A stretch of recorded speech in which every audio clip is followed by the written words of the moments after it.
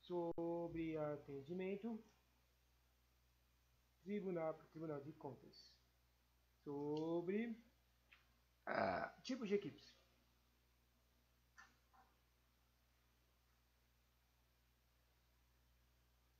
As equipes podem realizar uma grande variedade de coisas. Elas podem fazer produtos, prestar serviços, negociar acordos e coordenar projetos, oferecer aconselhamentos ou tomar decisões.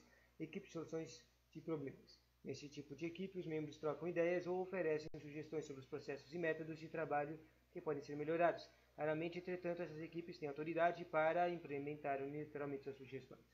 E as equipes de trabalhos autogerenciados. São equipes autônomas que podem não apenas solucionar os problemas, mas também implementar as soluções e assumir total responsabilidade pelos resultados. São os grupos de funcionários que realizam trabalhos muito relacionados ou interdependentes e assumem muitas das responsabilidades que antes eram das seus antigos supervisores. Normalmente, isso inclui o planejamento e o cronograma de trabalho, a delegação de tarefas aos membros, o controle coletivo sobre o ritmo de trabalho, a tomada de decisões operacionais e a implementação de ações para solucionar os problemas. As equipes de trabalho, totalmente autogerenciadas, até escolhem seus membros e avaliam o desempenho dos outros grupos. Interessante essas equipes autogerenciadas. Consequentemente, as composições de supervisão perdem a sua importância e até podem ser eliminadas. Próximo, equipes multifuncionais. São equipes formadas por funcionários de mesmo nível hierárquico, mais de diferentes setores da empresa, que se juntam para cumprir uma tarefa. As equipes desempenham várias funções, multifunções ao mesmo tempo, ou seja, não há especificação para cada membro. O sentido da equipe é exatamente esse: os membros compensam entre si as competências e as carências, não um aprendizado contínuo. Depois disso, as equipes multifuncionais representam uma forma eficaz de permitir às pessoas de diferentes áreas de uma empresa, ou até de diferentes empresas, que possam trocar informações, desenvolver novas ideias e solucionar problemas, mas bem como coordenar projetos complexos. Evidentemente, não é fácil administrar essas equipes, suas primeiros estágios de desenvolvimento, enquanto as pessoas aprendem a lidar com a diversidade e a complexidade, costumam a ser muito trabalhosos e demorados. Demora algum tempo até que se desenvolva a confiança e o espírito de equipe, essencialmente entre pessoas com diferentes históricos, experiências e perspectivas.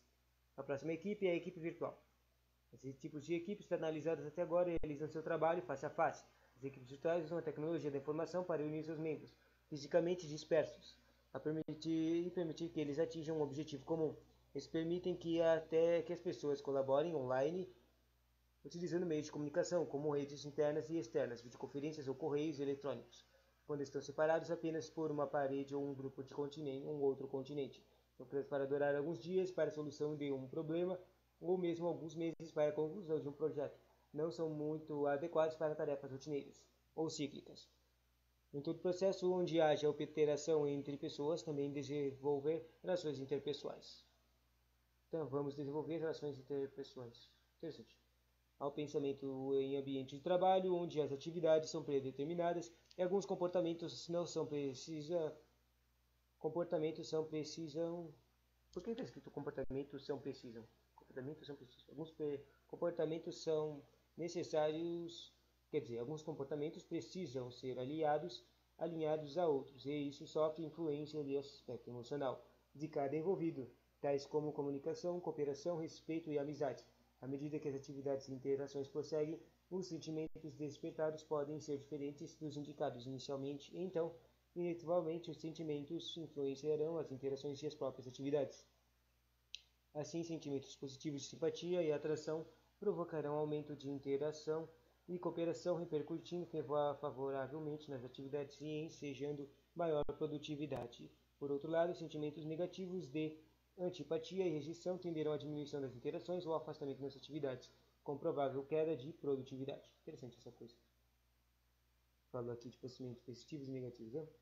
Este ciclo se chama atividade de interação sentimentos. Atividade de interação sentimentos não se relaciona diretamente com a competência técnica de cada pessoa.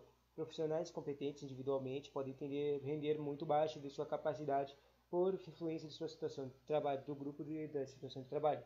Quando uma pessoa começa a participar de um grupo, há uma base interna de diferenças que englobam valores, atitudes e conhecimentos, informações, preconceitos, experiências anteriores e gostos, crenças e estilos de comportamental, o que traz inevitáveis diferenças de percepções e opiniões, sentimentos e relações a cada situação compartilhada.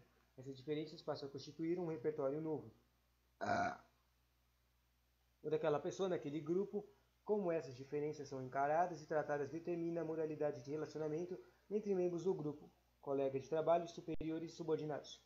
Por exemplo, sendo o grupo a respeito pela opinião do outro e se a ideia de cada um é ouvida e discutida, estabelece uma modalidade de relacionamento diferente daquelas em que não há respeito pelas opiniões do outro, quando ideias e sentimentos não são ouvidos ou ignorados.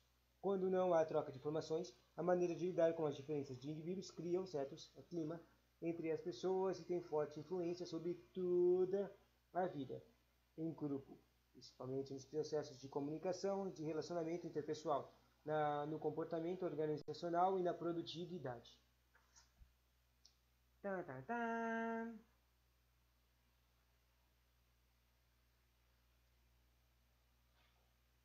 Página 14. Depois disso, falar alguma coisa com essa coisa aí, individual de treco, começa a falar umas coisas meio estranhas. Quer dizer, não tem nenhuma coisa de 2 pontos, então não sei do que está falando aqui. Valores e atitudes. Estou meio confuso. Bom, valores representam convicções básicas de que um modo específico de conduta ou de condição de existência é individualmente ou socialmente preferível a modo contrário ou oposto de conduta ou de existência. Eles contêm um elemento de julgamento baseado naquilo que o indivíduo acredita ser correto. Naquilo, vou marcar essa parte. Julgamento, baseado naquilo que um indivíduo acredita ser correto. Bem ou desejável, bom ou desejável. Os valores costumam ser relativamente estáveis e duradouros. Atitudes. As atitudes são afirmações avaliadoras, favoráveis ou desfavoráveis, em relação a objetos, pessoas ou eventos. Refletem como um indivíduo se sente em relação a alguma coisa. Esse aqui que eu vou marcar. Refletem como um indivíduo se sente em relação a alguma coisa. Quando digo gosto do meu trabalho, eu estou expressando minha atitude em relação ao trabalho. As atitudes não são as mesmas que os valores, mas ambos estão interrelacionados e envolvem 3 componentes: cognitivo, afetivo e comportamental. A convicção que discriminar é errado é uma afirmativa avaliadora. Essa opinião é o componente cognitivo de uma atitude. Ela estabelece a base para a parte mais crítica de uma atitude, o seu componente afetivo.